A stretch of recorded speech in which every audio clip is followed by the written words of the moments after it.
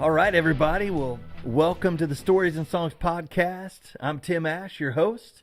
Thanks for tuning in with us again today. And today we have in the studio my brother from another mother, Dustin Back. Welcome, Dustin. How you doing, Tim? So Dustin has been on 3 national tours, opening for the likes of Jared James Nichols, played with John 5, legend, opened for Foreigner. Man, that's killer. We could just quit at that. Right there. He's toured over 37 states with the band Reverend Jack, played in cover bands and tribute bands for years, took guitar lessons from the legendary Joel Hoekstra of Whitesnake, Trans-Siberian Orchestra. Man, yeah, Joel's a monster guitar player. Killer, man, and among other things. Oh, God, yes. Dustin and I have known each other 2 or 3 years now, I think. Give or take. At least. Yeah. And yeah. I remember the first time I met you, you were just sitting in Guitar Center. And usually you go into Guitar Center, you know, and there's guys in there playing guitar, and you're like, oh, my God, I wish this guy would quit. But you're sitting in there playing and just shredding. I walked up to Candy, and I'm like, who is that guy, man? He's like, that's Dustin Back. He said, you guys should be in a band together. I'm like, there you go. I hear you. I feel you, bro. And I remember walking over and fist bump you. I'm like, what's up, man? And we just instantly hit it off immediately. Yeah, we were just like, dude, we're like brothers, man. This is killer. So it's a pleasure and an honor to have you over today, brother. Oh, I appreciate it, Tim. I really do. I'm excited to hear what you got going on, all the new stuff, all the things. So let's get right to it. Sweet or salty? Sweet. Tea or coffee? Coffee. Coke or Pepsi? Pepsi. Important one. Van Halen or Van Hagar? There's actually both sides to this, okay? Because I like Van Halen era material, Van Hagar era performance. I love David Lee Roth's performance. I thought he was a great front man. But when Sammy's voice was heard, I was like, oh my God, I love that voice. But then again, Montrose, his solo stuff, and then of course 5150, which was groundbreaking. I love that record. And totally a different thing than what they were doing, but it fit the time of what they were doing. I'd say Van Hagar. Van Hagar. Mm-hmm. Nice. Glass full or half empty? Half full or half empty? Oh, always half full. I'm a very optimistic kind of guy. Kind of in the business we're in, you got to be that way. Got to be, because you're gonna get flooded with negative all the time, and you gotta block that stuff out. Yep. You gotta block it out. That's right. Your favorite lead singer of all time? I just figure we get these out of the way. I know, because I got like 30 of these but guys. If you can only pick one, if I can only pick one, I know mine, but I'm not going to say it. Man, that's tough. Because that's tough. Because there's so many good ones. But one that's always summed it up to me, and no matter what kind of mood I'm in, I throw it on. I hear his voice, and I was like, man, he's just so good. Steven Tyler, Aerosmith. Nice. Still a beast. 73 and still a beast. Oh, heck yeah, man. Yes, sir. Awesome. Now even harder, being that you're the guitar player that you are. Best guitar player. Oh, no. You can give me, being that you're a lead guitar player, you can give me your top 5. Let's top do that. Top five. Oh God. So I'll do Eddie Van Halen. I'll do John Petrucci.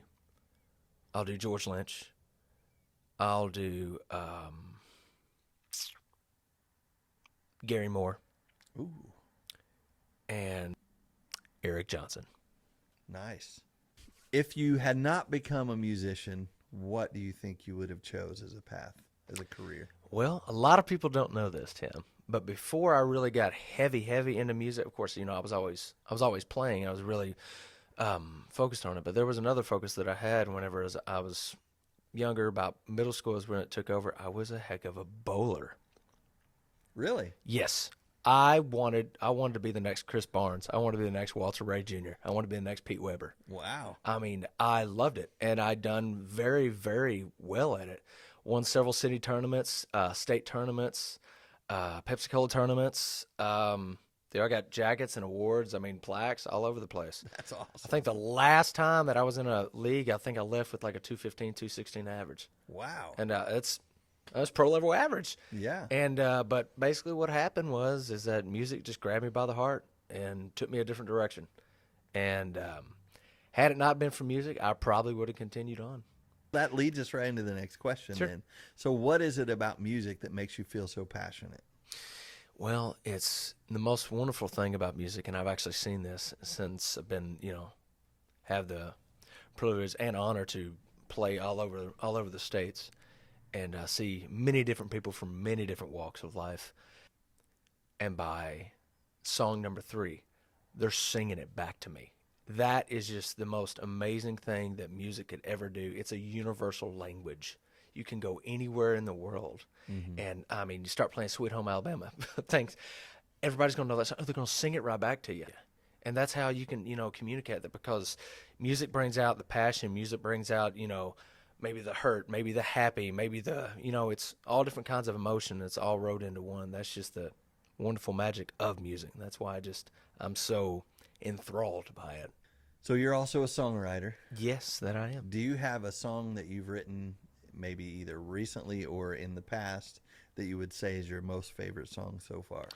Well, like I said, when I was with Reverend Jack, I did majority of the songwriting. So I did I'd say about upper 90% of the songs, and but that's tough to really pinpoint it down to one. But probably one of my favorite one as far as music wise and lyric wise, would probably have to be one of the Reverend Jack songs called "Greed." Okay. And it really enamors on it's one of the deadliest of the 7 sins. Yeah, and I love that song. There's a great reason for that, because if you let it control you, it will. So if you could collaborate with one person or one band, who would your dream collaboration be with? I would go back in time and do a collaboration with the first rock and roll band I fell in love with, Boston. Oh, Brad Delp, man. My God, Brad Delp, Tom Schultz, the geniuses, man. Oh, my gosh. That's amazing, man. They were doing epic 80s stuff before that even was a thing. Oh, yeah. So your dream collaboration would be with Boston? Boston, yes. I dig it. What is a song that you would be embarrassed to tell people that you actually love? Oh, I wouldn't be embarrassed by it. Leader of the band, Dan Fogelberg. Oh, nice. Yeah, that's good. Dan Fogelberg. Yeah. Yeah. I mean, that's what I was thinking, though. I thought he's not going to be embarrassed by anything because I'm going to listen to what I want. I mean, for me, I'm like, I love Bruno Mars and The Weeknd. Dude, he's super talented. Kind of stuff. Super talented guy. My problem, though, with that stuff is if I listen to it enough, I find the next writing session I'm doing, I'm like trying to write something like that, and then I just have to come back to reality and go, bro, you're like, oops. Get back in your lane and write what you're good at. Right. So, all right, here's a good one. What got you into music? What was that like light bulb moment for you that you went, this is what I'm going to do? Well, I was really, really young. So, when I was probably about 4 or 5. I was really, really young, and I was so tiny. Remember the Ford Rangers, the little single cab Ford Rangers, tiny little things. My dad had one, but I remember having an old tape player in that thing. I had to sit on a toolbox just so I can see over the dash. And ironically enough, it was Boston that I heard. I was 4 years old, and I think it was actually a newer record. It's the early '90s record called "Walk On." I think I heard that song. It's actually in 4 parts called "Walk On." Mm-hmm. So it starts out with a guitar solo, then goes into the song, then "Get Organized," which is the big organ solo, and then the outro, which is the most epic thing you're ever going to hear in your life. And I heard that at 4 years old, and it just it sent me on a trip. I mean, it just sent me on an absolute trip. So my thinking is, there's got to be more. This can't just be it. There's got to be more. Even at a young, very impressionable, very tender age, I was still still must be thinking there's got to be something more. So as I got older, and it's funny because when I was with my mom, she was into '90s country and adult contemporary.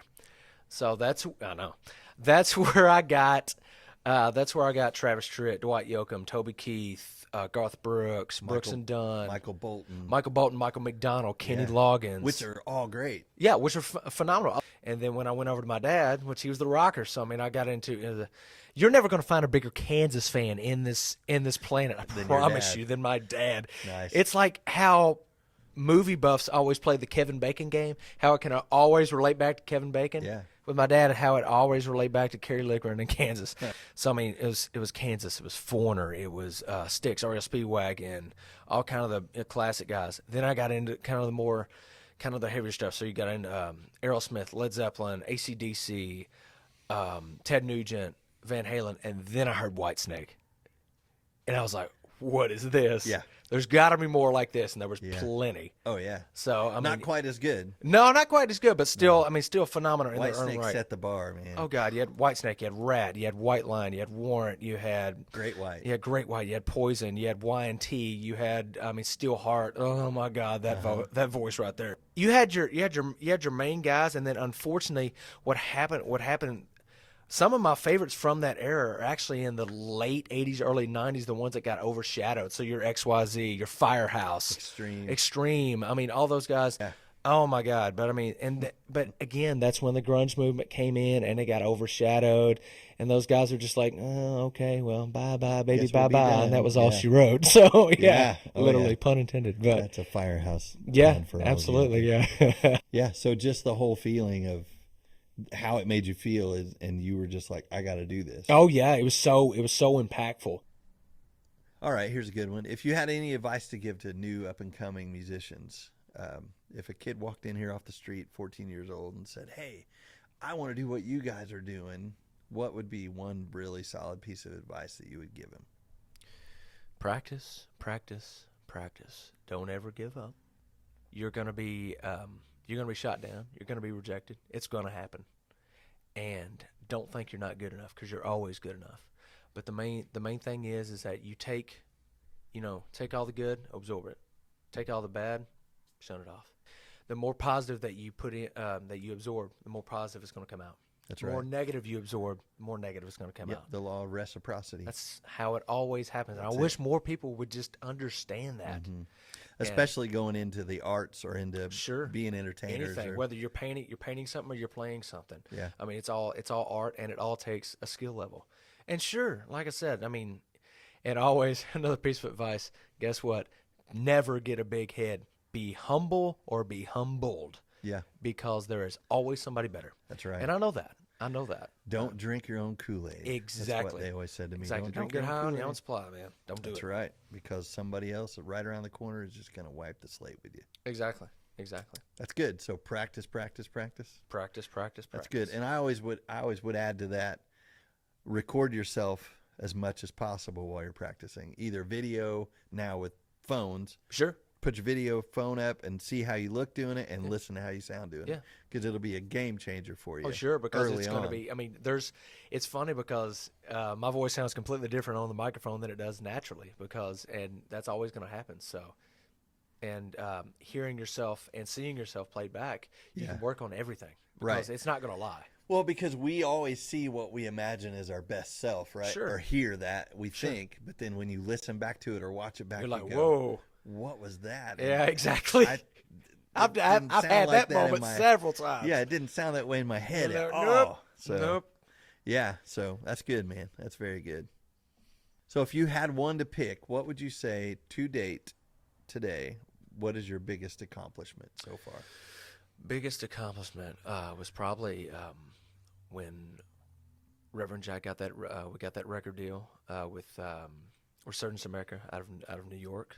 And went on those tours, and then of course, I mean, the ultimate moment that I could ever think of is when we got to play with. I mean, we got to play with one of the biggest rock bands in the world, Foreigner, and just, I mean, be up there. Your name is right there. Their name is right behind you, mm-hmm. and then right in front, ready or not, there's 8,000 to 10,000 people, and just to feel that rush. That's like the ultimate goal, right? Oh my God! When we grew up playing guitars in the mirror, that's what we. Actually, it's funny you say that, because I sent a picture. We took a picture right before we went on stage. I sent it to my dad, and he called me. He actually called me. He was actually at the show. He called me. He was in tears. He couldn't believe it. He couldn't believe it. So if you could pick one song that was the best, most well-written song in your opinion, what would it be? Another Day, Dream Theater. Flawless song from start to finish. Performance-wise, vocals, drums, guitar, piano. Everything is flawless about that song. The arrangement, the performance. Dude, one of my favorite guitar solos is in that. It's beautiful. It's not overdone. It's just the right notes at the right time. And, of course, his, showing off ability, of course, duh.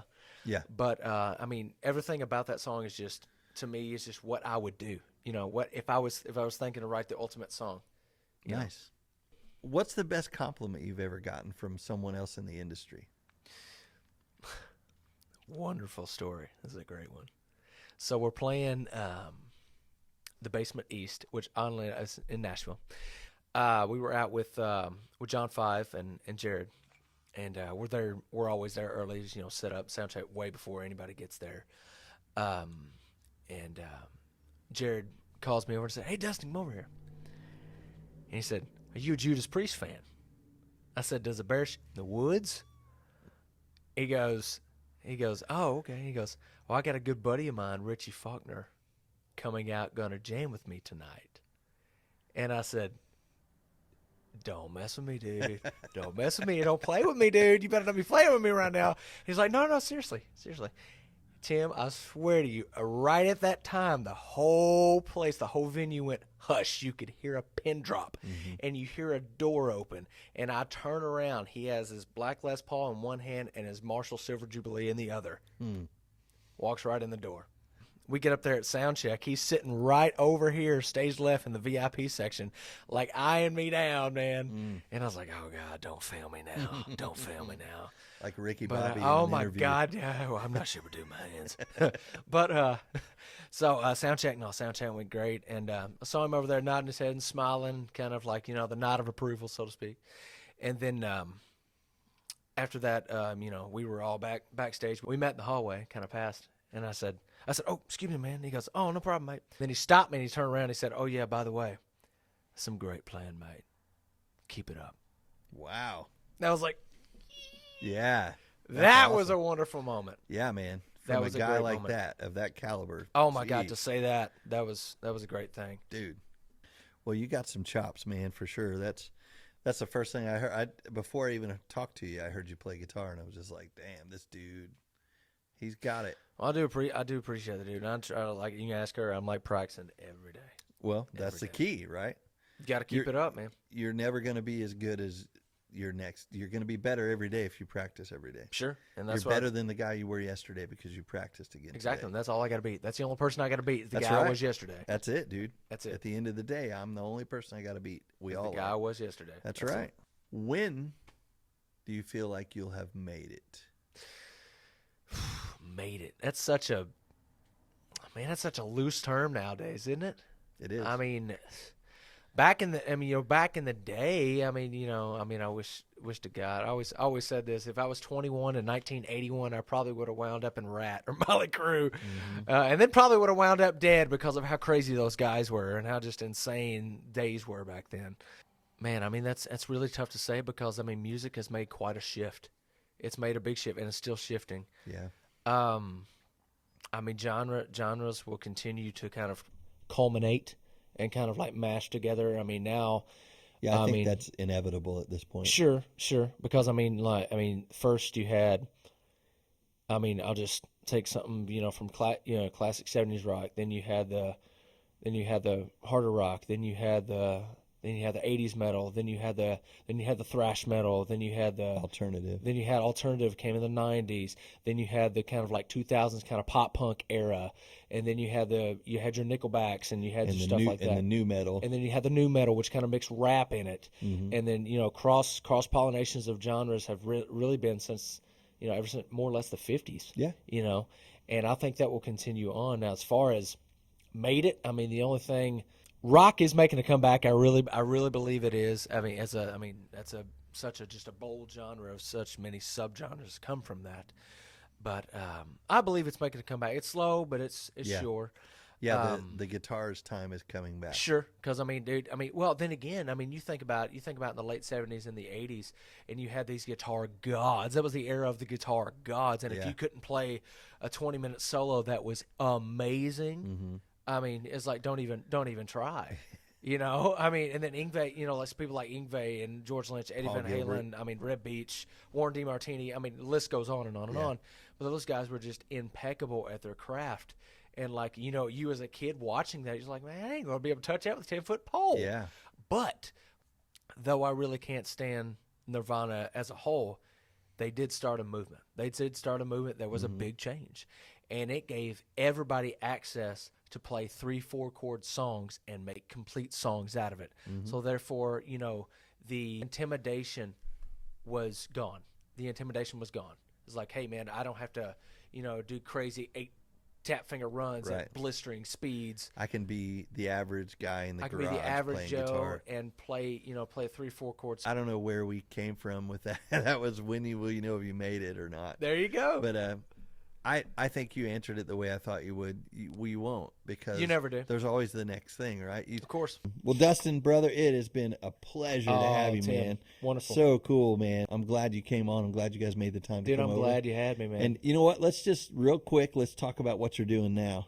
Sure, absolutely. I was getting right there. So the new project I'm in, Dark Water, spelled a little funny. It's DRKWTR, so it's kind of abbreviated. It's really Yeah. cool.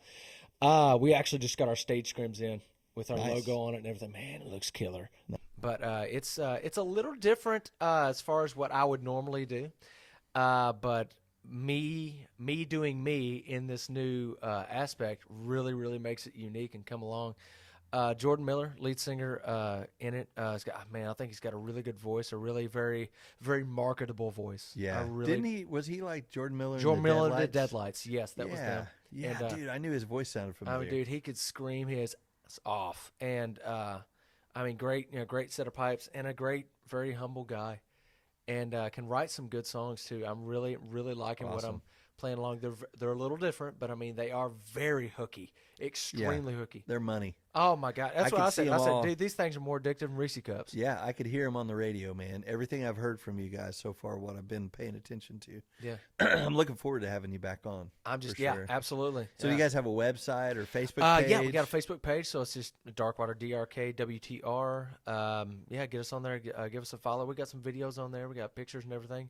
More to come. Getting ready to release our new single called "Fake," Nice. and hopefully it'll be coming out pretty soon. And got a huge showcase that's going to be happening at Stage 2 in Evansville, February 25th, 8 p.m. Tickets are on sale right now. We got links all over the place. How much are tickets? Tickets are $15, so you Okay. can go on. You can go online. We got the Eventbrite link right there on the page. Or if you know Jordan personally, or me personally, or you can contact us and we'll get you tickets. Get you hooked up. This has all been I'll share a link. absolutely. On the video This has with all been done and funded by yours truly. I mean, him actually mainly Jordan. Put this all together: the promotion, the venue, the lights, the sound, the whole Awesome. thing. And it's 4 local bands. It's us, Itter, Straight Line Press, and Atlas of the Dog. So I mean, some great bands. Literally all 4 different kinds of genre, 4 different kinds of rock. And it's going to be a great show, and it's going to be done right. I mean, I'm really looking forward to it. Nice, man. All right, one last question for you, and I Sure. ask everybody an iteration of this question. At your funeral, when the preacher gets up to preach, probably big brother Brian with his beard, You got it. what's the one thing you want him to say about you that he knew about you, that the world should know about you as a person? Well, that he was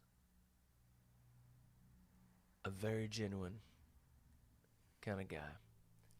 He would always be the first to tell you exactly what was on his mind, but at the end of the day, give you the shirt off his back. I threw you for a loop with that, didn't I? Yeah, a little bit. Yeah. I always like to get a little feely, man. I think that the human side of us sometimes, and I've seen this with me, I've seen it with Jimmy, with other guys that I've been to their live shows. It's almost like there's an untouchable thing when we're on stage. It's and people, invisible. Yeah. Yeah. But then people are like, oh, that guy's got it all together. And he knows, man, his life is perfect. The and it factor. Yeah.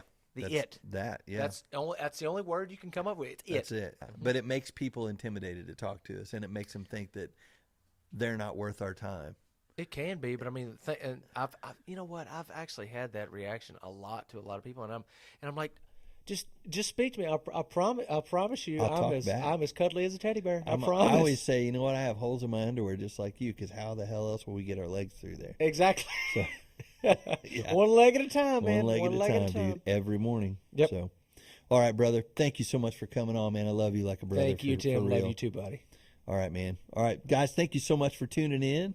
This has been the Stories and Songs podcast. I'm Tim Asher, host, as always, and I'll see you in the next one.